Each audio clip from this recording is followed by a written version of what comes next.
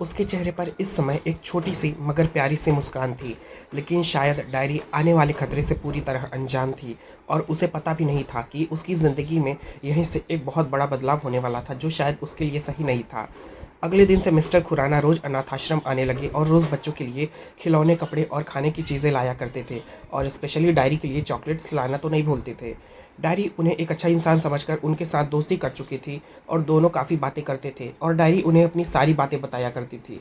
लेकिन मिस्टर खुराना एक भी मौका उसके नज़दीक आने का नहीं छोड़ते और वो उसके शरीर के कई हिस्सों को डायरी की नज़रों में आए बगैर ही छू लिया करते। एक दिन मिस्टर खुराना सुबह-सुबह जल्दी अनाथाश्रम आ गए और सोई हुई डायरी को देख उन्होंने दरवाज़ा बंद किए बगैर ही उसके नज़दीक आने की कोशिश की और उसके शर्ट के अंदर हाथ डालकर उसके शारीरिक उभारों को छूने की कोशिश की और यही शायद उनकी सबसे बड़ी गलती थी, क्योंकि तभी अचानक दरवाजे से आई आवाज़ सुनकर उनके होश उड़ गए और उन्होंने पीछे मुड़कर देखा तो उनकी आंखें फटी की फटी रह गईं। तुरंत उन्होंने अपना हाथ पीछे लिया और चेहरे पर डर घबराहट के साथ पीछे देखने के लिए मुड़े और वहां पर आश्रम के केयरटेकर को देखकर उनके माथे पर पसीना उभर आया। मिस्टर खुराना, आप ये सब, मुझे आपसे यह उम्मीद नहीं थी। अपना मुंह बंद रखो और मेरे पीछे आओ। कहते हुए मिस्टर खुराना वहां से तेज कदम के साथ बाहर निकल गए और केयरटेकर भी उनके पीछे पीछे अपने ऑफिस में आ गया। मुझे वो लड़की किसी भी हालत में चाहिए और अब तुम्हें इसमें मेरी मदद करनी ही होगी। दरवाज़ा बंद होते ही मिस्टर खुराना ने केयरटेकर की तरफ देखते हुए चेहरे पर शातिर भाव लाकर कहा और उनकी बात सुनकर केयरटेकर दंग रह गया। मैं ऐसा नहीं कर सकता। मुँह मांगी कीमत और इस बारे में किसी को नहीं पता चलेगा। तुम बेफिक्र रहो। मिस्टर खुराना की बात सुनकर केयरटेकर चुप हो गया और उसने गहरी सोच में खोए हुए ही कुछ सोचते हुए कहा, लेकिन आखिरकार उसने डरते हुए अपना सिर हिलाया और मिस्टर खुराना को देखने लगा, जो बाहर देखते हुए चेहरे पर शातिर मुस्कान के साथ डायरी के बारे में सोच रहे थे। मिस्टर खुराना एक ऐसा शख्स था जिसने कई लड़कियों और औरतों का गलत फ़ायदा उठाया था। आश्रम में आने का इसका मतलब भी सिर्फ खुद से था। केयरटेकर अब उसकी मदद करने के लिए तैयार हो चुका था। आखिर क्या होगा अब डायरी के साथ? छोटी सी बच्ची इनकी साजिशों को कैसे समझेगी? केयरटेकर अब पूरी तरह से मिस्टर खुराना की तरफ हो चुका था और मिस्टर खुराना रोज की तरह डायरी से मिलने आया करते थे और उसके लिए कपड़े और बाकी ज़रूरत की चीज़ें भी लाया करते थे। लेकिन एक दिन अचानक डायरी की तबीयत बहुत ज़्यादा ख़राब हो गई और उसे ब्लीडिंग होने लगी। वहाँ मौजूद फीमेल स्टाफ को समझने में देर नहीं लगी कि डायरी को पहली बार पीरियड आया था और उसने डायरी को सारी बातें समझाई और डायरी समझदार बच्ची की तरह सारी बातें समझ भी गई। इस बारे में पता चलने पर मिस्टर खुराना डायरी की और भी ज़्यादा केयर करने लगे और उन्होंने बीते 5 दिन उसका खूब ख्याल रखा और इसी तरह पूरा महीना बीत गया। लेकिन अब कुछ बदल रहा था। डायरी को पहले के मुकाबले बहुत ज़्यादा नींद आने लगी थी और वो दिन भर खिड़की पर बैठी बाहर की तरफ देखती रहती या बिस्तर पर सोती रहती थी।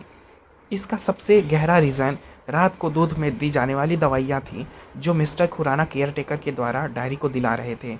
इस बात से अनजान डायरी पूरी तरह अपने ख़याली दुनिया में खोई रहती थी और छोटी-छोटी चीज़ों के बारे में सोचकर उन्हीं में खुशियाँ ढूँढती रहती थी। एक दिन इसी तरह लगभग शाम के आसपास मिस्टर खुराना को मौका मिल ही गया और मिस्टर खुराना की हिम्मत आखिरकार उस मुकाम पर पहुंच ही गई जहां उन्हें अपनी शर्मनाक हरकत को अंजाम देने का मौका मिला। बीमार डायरी अपने बिस्तर पर पड़ी गहरी नींद में सो रही थी और अनाथ आश्रम के सभी बच्चे खेलने के लिए बाहर जा चुके थे। अब बस, बहुत हुआ इंतज़ार। अब मुझे अपनी मर्ज़ी चलाने का मौका मिल ही गया। शैतानी मुस्कुराहट और आंखों में हवस लिए हुए मिस्टर खुराना ने दरवाज़ा बंद करते हुए डायरी की तरफ अपना कदम बढ़ाया। गहरी नींद में सोई डायरी को पता नहीं क्या हुआ और एकदम से उसकी आंखें खुल गईं। यही वो वक्त था जब मिस्टर खुराना ने उसकी जांघों पर अपना हाथ फिराना शुरू कर दिया और उसकी छुअन महसूस कर डायरी चीख उठी। अंकल, आप? डायरी के मुंह से दो शब्द निकला और वो कुछ समझ पाती या कर पाती उसके पहले ही मिस्टर खुराना एकदम से उसके ऊपर टूट पड़ा। जब डायरी ने खुद को छुड़ाने की कोशिश की तो खुराना ने पूरी ताकत का इस्तेमाल करते हुए उसे एक ज़ोरदार थप्पड़ मारा और चिल्लाते हुए बोला, ए लड़की, अपना मुंह बंद रख, वरना यही मौत के घाट उतार दूंगा और तुझे कोई बचाने भी नहीं आएगा, समझी? खुराना की गुस्से भरी आवाज़ सुनकर डायरी का चेहरा डर से पीला पड़ गया और उसका शरीर कांपने लगा। उसकी आंखों से एकदम आंसू किसी झरने की तरह बहने लगे और वो बहुत ज़्यादा घबरा गई। लेकिन खुराना ने कोई रहम नहीं दिखाया और अगले ही पल जबरदस्ती उसके शरीर पर मौजूद कपड़े के हर एक हिस्से को फाड़कर दूसरी तरफ फेंक दिया। डायरी रो रही थी, चिल्ला रही थी, लेकिन उसकी वहाँ पर सुनने वाला कोई नहीं था। उसने खुद को छुड़ाने की नाकाम कोशिश की, लेकिन कोई फ़ायदा नहीं हुआ और उस आदमी ने उस बच्ची के शरीर को नोचना जारी रखा। लगभग कुछ सेकंड बाद ही डायरी की दर्द भरी चीखें पूरे कमरे में गूंजने लगी। बिस्तर पर बिना कपड़ों की डायरी उस दरिंदे के नंगे बदन के नीचे दबी हुई खुद को छुड़ाने की नाकाम कोशिश करती रही। अगर कोई उस वक्त उसकी दर्द भरी आवाज़ सुन लेता तो बर्दाश्त नहीं कर पाता। वहीं उस दरिंदे को मासूम पर दया भी नहीं आ रही थी। सारी बेशर्मी छोड़कर और इंसानियत का गला घोंटकर वो अपनी बेटी की उम्र की लड़की की इज्जत लूट रहा था, लेकिन उसे वहाँ रोकने वाला कोई भी नहीं था। इस बीच डायरी के नीचे मौजूद सफ़ेद चादर खून से लाल लथपथ हो चुकी थी और वो दरिंदा इसके बाद भी रुकने का नाम नहीं ले रहा था। लगभग कुछ समय बाद ही अपनी भूख मिटाने के बाद उसने कपड़े वापस पहने और डायरी के कपड़ों को बिस्तर पर फेंकते हुए गुस्से में बोला, ए लड़की, अपने कपड़े पहन और खबरदार इस बारे में किसी को बताया तो जान से मार डालूंगा। कहते हुए उसने कमर से अपनी पिस्तौल निकाली और डायरी के माथे पर निशाना लगा दिया। डायरी बेसुध पड़ी रही। खुराना इसके बावजूद एक पल नहीं रुका और वहाँ से चला गया। वहीं डायरी अपने में ही सिमटी हुई बेसुध काँप रही थी। लगभग 3-4 दिन बाद मिस्टर खुराना फिर आया और डायरी की वैसी हालत के बावजूद उसने फिर वही सब उसके साथ किया।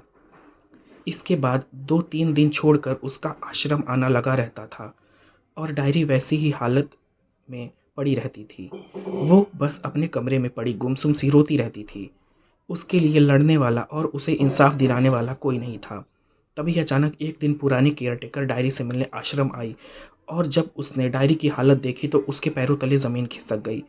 उसने डायरी से बहुत सवाल किया, लेकिन उसने कोई जवाब नहीं दिया। आसपास के कुछ बच्चों से पूछने के बाद उसने अकेले में डायरी के कपड़ों को उसके शरीर से अलग किया और जैसे ही उसने डायरी के शरीर पर उन हिस्सों को देखा, उसकी आंखों से आंसू बहने लगे और वो रोते हुए ज़मीन पर बैठ गई। लेकिन डायरी वैसे ही बैठी रही जैसे वो एक जिंदा लाश हो और उसके बाद आश्रम की केयरटेकर डायरी को अपने साथ ले गई। अपने बेटे की मदद से उसने डायरी के साथ हुई इस शर्मनाक हरकत को अंजाम देने वाले शख्स का पता लगाने की कोशिश की, क्योंकि उसका बेटा बड़े पद पर पुलिस ऑफिसर था। आश्रम के केयरटेकर को काफ़ी घबराहट हो रही थी और उसने खुराना को सब कुछ बता दिया, लेकिन खुराना इसके बावजूद भी चुप था। आखिरकार पुलिस प्रशासन पर उसका राज चलता था। पुरानी केयरटेकर डायरी को हॉस्पिटल ले गई और वहां जाने के बाद उसे जो पता चला उसके पैरों तले ज़मीन खिसक गई। उसे भरोसा ही नहीं हो रहा था कि आखिर ऐसा कैसे हो सकता है।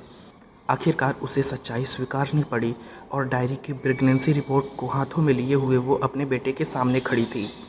उसके बेटे ने अपनी रिसोर्सेज की मदद के साथ डायरी को इंसाफ दिलाने की कोशिश की, लेकिन उसका कोई फ़ायदा नहीं हुआ। वहीं दूसरी तरफ अपनी प्रेगनेंसी की खबर होने के बावजूद भी डायरी का कोई रिएक्शन नहीं था और उसकी केयरटेकर बहुत परेशान हो गई। डॉक्टर ने केयरटेकर की मंजूरी के बाद उसके बच्चे को गिरा दिया और इसके बाद दिन यूं ही बीतने लगे। लेकिन 4 महीने बाद ही एक बहुत बड़ा झटका उन सभी को लगा और डायरी का पेट आकार में धीरे धीरे बड़ा होने लगा। केयरटेकर हैरान हुई और सभी डॉक्टर्स भी परेशान हो गए। सोनोग्राफी करने पर पता चला डायरी के पेट में एक जीती जागती जान पल रही थी और ये देखकर सभी के पैरों तले ज़मीन खिसक गई, क्योंकि डॉक्टर ने खुद अपने हाथों से उसका अबॉर्शन किया था। वहीं केयरटेकर डॉक्टर की बातें सुनने के बाद बेहोश हो गई। दूसरी तरफ केयरटेकर का बेटा डायरी के लिए इंसाफ दिलाने की पूरी कोशिश कर रहा था।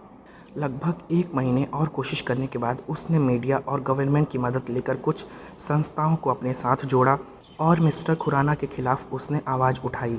आखिरकार इस बार हाई कोर्ट ने मिस्टर खुराना को उम्र कैद की और काला पानी की सज़ा सुना दी। आश्रम के बच्चों को दूसरे आश्रम में शिफ्ट कर दिया गया और केयरटेकर उसकी मदद करने वाले सभी स्टाफ को भी उम्र कैद की सज़ा हो गई। वहीं दूसरी तरफ डायरी का पेट बहुत बड़ा हो चुका था और लगभग 8वां महीना पूरा होने के बाद ही अचानक उसके पेट में तेज़ दर्द हुआ और इसी के साथ उसका पूरा हॉस्पिटल का बिस्तर खून से भर गया।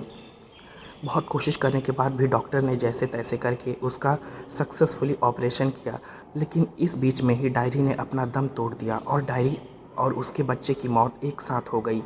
सभी डॉक्टर्स फूट फूट कर रोने लगे। वहीं इस बात की खबर लगते ही केयरटेकर भी खुद को संभाल नहीं पाई और दुनिया से चल बसी। उसके बेटे को इस बात की खबर लगी तो वो भी परेशान हो गया और फूट फूट कर रोने लगा। अपनी किस्मत को मानकर उसने डायरी और उसके बच्चे और अपनी माँ का अंतिम संस्कार किया। इस कहानी का यही सार था कि इंसाफ मिलना अच्छी बात है, लेकिन देर से मिला इंसाफ इंसाफ नहीं कहलाता, बल्कि वो एक अन्याय बन जाता है। कहते हैं ना, justice delayed is justice denied. इसलिए अपने आसपास अगर आपको कहीं भी कुछ भी गलत लगे तो पुलिस को ज़रूर इन्फॉर्म करें और किसी कानूनी कार्रवाई में ज़रूर मदद करें। सबसे ज़रूरी बात, कानून को पूरी तरह से कोऑपरेट करें और जितना हो सके उनकी मदद करें, खासकर किसी लड़की या लड़के के रेप के मामले में। लड़का इसलिए क्योंकि आजकल हमारे समाज में लड़का हो या लड़की कोई सुरक्षित नहीं है। दोस्तों, इस कहानी को इतना प्यार देने के लिए आप सभी का बहुत बहुत धन्यवाद। उम्मीद है पूरी कहानी आप लोगों को पसंद आई होगी और बहुत ही जल्द हम लौटेंगे एक नई कहानी के साथ। तब तक जुड़े रहिए वॉयलेट ब्लू के साथ और ऐसे ही दिलचस्प और अच्छी कहानियाँ सुनने के लिए हमें फॉलो करना ना भूलें और अपना प्यार सपोर्ट बनाए रखें। दोस्तों, हमने सिर्फ अभी शुरुआत की है। जी धन्यवाद।